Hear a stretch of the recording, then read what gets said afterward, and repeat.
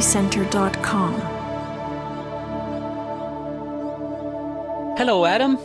Hi, Jim. How are you? Very well, thanks. How are you today? Good. It's it's interesting hearing your voice. I listened to a lot of the recordings that you did on the site, so it's nice to talk to you. Oh, it's a pleasure chatting with you. I look forward to our conversation today. I'm glad we're able to connect. So, Adam, why don't we just jump right in? Do you want to tell our listeners about your recovery?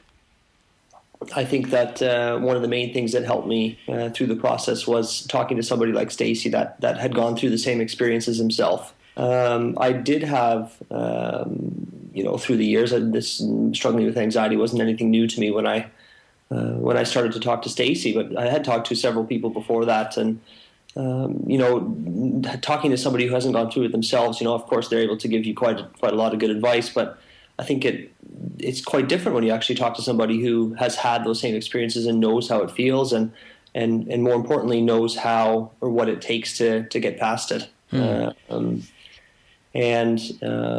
Getting the reassurance from somebody that they can say to you, it does work, and these things are proven on many different people, really helps kind of keep good focus and like I said, reassured me during the early stages that it was possible to get better. Mm-hmm. Yeah, it's certainly important.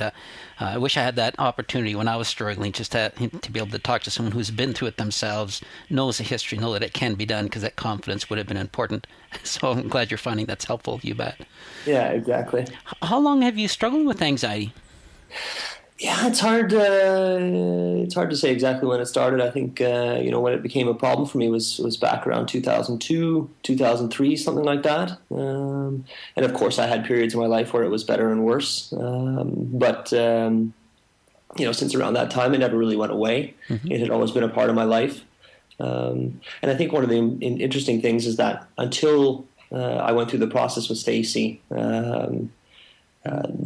the unhealthy behaviors and the unhealthy patterns, I didn't recognize them as being unhealthy. I just kind of, they were part of my approach to life and the way I had dealt with things. And it's not until you get asked those questions and learn different bits and pieces over time, because it does take time, that you realize that the things that you were doing that you thought were normal, and the ways that the mechanisms that you used to cope with things, and perhaps the approaches that I had to different challenges, were indeed unhealthy and were contributing to stress and contributing to anxiety.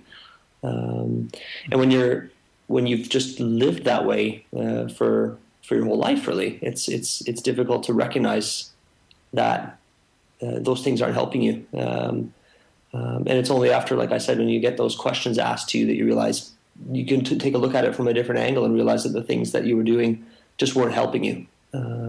So that really was a help to me. Oh, great. Yeah. Well, that's great. And so when you were struggling with your anxiety, what kinds of symptoms did you have? Yeah, I mean, the things that I struggled a lot with were, emotional ups and downs quite a bit. I'd have really bad days where I felt depressed, didn't want to get out of bed, very hopeless feelings. Also physically, things like stiff neck and fast heartbeat and sweaty palms and, the knot in the stomach, difficulty sleeping. One of the things that I really struggled with was, I guess, what was described on the site as brain fog, so kind of difficulty concentrating, difficulty making decisions. That was really tough for me because I had a pattern of thinking that Stacy described as just right thinking. So everything had to be just right for me to feel good about my day. If I woke up in the morning and I felt good, then I could be happy and confident that the day was going to go okay. But if I woke up and I felt a few symptoms, or I felt a bit kind of foggy or anxious, then I immediately kind of went over to the side where I thought, oh, this is going to be a terrible day. Whereas now I think that one of the biggest changes after having gone through the process is that, I feel I'm more accepting that some days are good and some days aren't so good. And I think that's just part of being alive and living life, is that not every day can be good. And if you have the expectation that it's going to be, and if anything else happens that doesn't meet up to those expectations, then you feel terrible. You're going to struggle through the rest of your life. So I think that, when I was in the early stages, I listened a lot to the calls that you had with some listeners, and and read a lot on the site about, what does recovery look like? And I think that before you experience recovery, it's hard to imagine or picture for yourself what it does indeed feel like, because I guess for one, it's not what you expect it to be, and I don't think it's what you want it to be when you start off. For myself, at least, I felt a lot of the things that I wanted when I felt terrible. When I first started off talking with Stacey, was that I wanted to go back to some kind of idea of the way I felt before.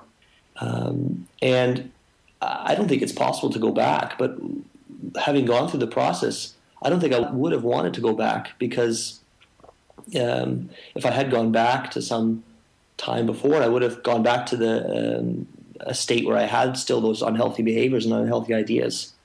And I think by rather looking to go forward and accepting the situation that you're in, and realizing that you need to deal with that situation and start with that starting point and look forward and see, how can I learn, how can I grow to come out the other end a stronger person? I think that's a better attitude to have, and I think that's the way it probably works out for a lot of people. I mean, looking back now, I would never have wanted to go back. I'm so happy that I did actually go through it, because it taught me a lot of lessons that I can use later in life.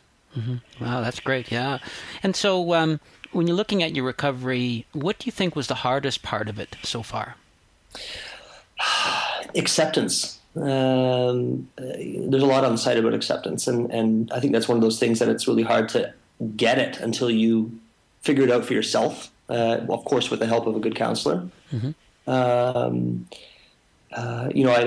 read a lot about acceptance in the beginning, and I was thinking, what does that mean? How could I accept that I feel terrible? I mean, does that mean that I just give up? But of course it doesn't. It means that, at least for me, that it's coming to the realization that you don't always have control over how your body reacts to different situations, or you really don't. And you also don't have control over many things in your life. And if you try to exert control over things you don't have control of, you're just going to end up frustrated and more symptomatic and feeling worse.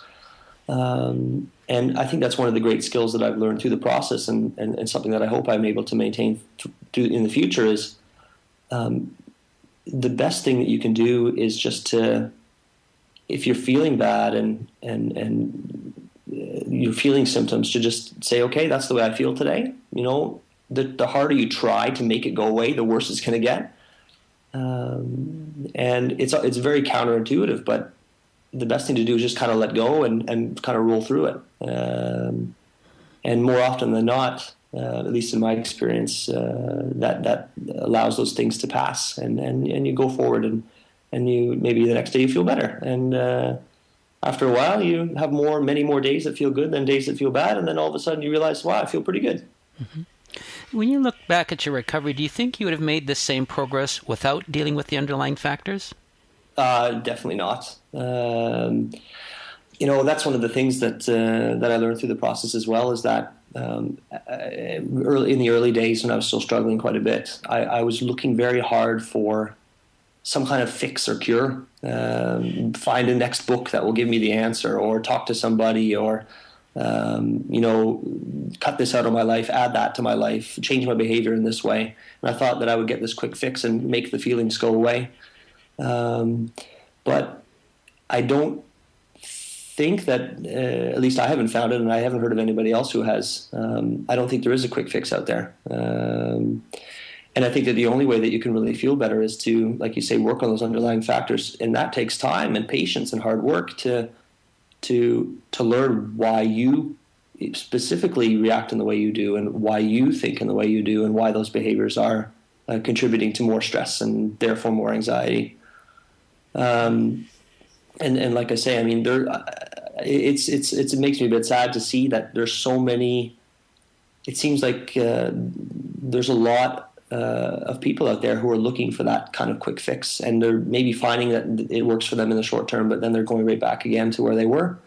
And you really have to work at it, I think, and have that patience and willingness to work at it over time, because it is such a significant change in your life. But it is worth it, because if you do that work, then you really feel a benefit out of it. Absolutely, yeah. That was my when I went through this as well, I was looking for the same thing. I think we're kind of conditioned that way by society that there are fast fixes, but you're right. I mean, I didn't find mine, and it was working. I have to also commend you on your hard work. It's not easy. Sometimes it's some of the hardest work we have to do, but I share your view. It's, for me, I would never go back and undo it because I've just gained so much from it. It's one of the main reasons I've lasted anxiety disorder free for all these years is by doing that. And you'll probably find the same because those tools, once we have them, they just stay and we use them and they work.